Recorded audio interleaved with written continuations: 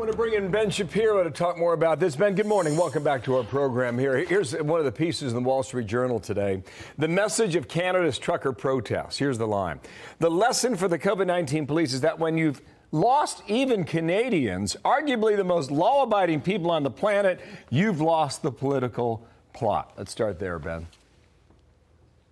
No, it's absolutely true. I mean, the fact is that these oracles at Delphi have decided what we are all supposed to do for 2 years now, and they lied, and they said it was about the data. It was never about the data. It was about control and about the sense that they could control things, and they can't. I mean, it's been amazing to watch as elite institution after elite institution completely destroys itself on the basis of the notion that they are able to control all of the extraneous events of life, and then reality clocks them in the face. And the people of Canada are tired of this. The polls show in September, after the last election cycle, that the vast majority of Canadians want Justin Trudeau to go. Whether we're talking about people from the left to the right, they just don't like Trudeau. And there's a reason for that. It's because you have a bunch of authoritarians over there who have decided that they are going to set standards that defy science and defy reason.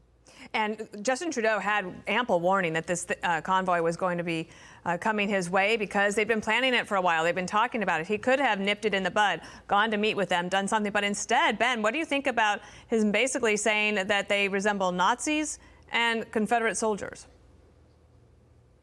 You know, this sort of tactic, which Trudeau is picking up from the American left, is likely to be wildly unsuccessful. Everybody can look at this convoy and see that they are not flying Nazi flags en masse, that these are not radical right-wingers. Now, this attempt to paint everybody who is opposed to the authoritarian tactics of the authorities on COVID to Nazis and far-right crazies, it's going to backfire. It has backfired. I mean, the reason that all these places are changing policy, including Alberta, by the way, which just decided to end a bunch of its own mandates, the reason that they're doing all of this is because the people have had enough. A year too late, but they've had enough.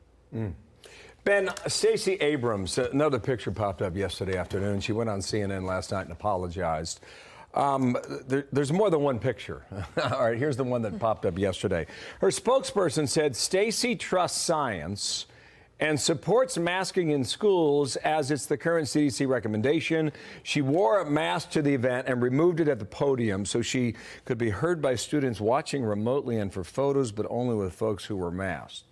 Well, I mean, I guess that's a step better than the mayor of L.A. who said he did not breathe for a moment there. Yeah, I mean, this is one of the things that I think citizens all over the country and, frankly, across the world are just enraged with, which is this idea that the rules don't apply to the specials. And Stacey Abrams is one of these. I mean, that photo of her sitting in front of an entire classroom, 50 kids, all masked, and she's sitting there grinning wide. That's going to be on every campaign ad run by whoever the Republican nominee is in Georgia, all the way until the election day, and it should be, because it's ridiculous hypocrisy, it's absurd, and everybody knows it. It's interesting that you'd think that she would have better political instincts than that, because she's a talented politician, and that one is just a big swing and a miss there.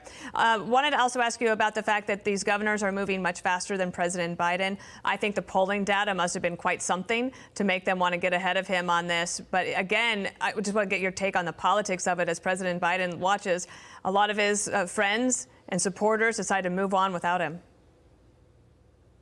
Well, I mean, I think that he is going to use the State of the Union address in a few weeks to basically declare that he has ended COVID. You saw a preview of that yesterday when Representative Hakeem Jeffries actually came out and said that the reason that COVID is now on the downswing is because of Joe Biden's policies. Of course, he can't explain why that would be, because it's absolutely untrue. And you're seeing the same thing from wide swaths of the left, which have declared that the only reason they're loosening up now is because they're following the science. Let's be clear. The data have not changed one iota with regard to COVID since the onset of Omicron, and truly with regard to the vaccines, since the vaccines were widely available. This is not about the data. It is about the politics. The American people said enough, and they should remember that these politicians punished them for 2 years with bad policy because they lied to them and said they could control the virus when they could not, and then they suggested that they had a level of control over the virus even beyond the vaccines that exceeds the capacity of human beings, period. And they said they were surprised by it, by Omicron. And we can handle a lot, too.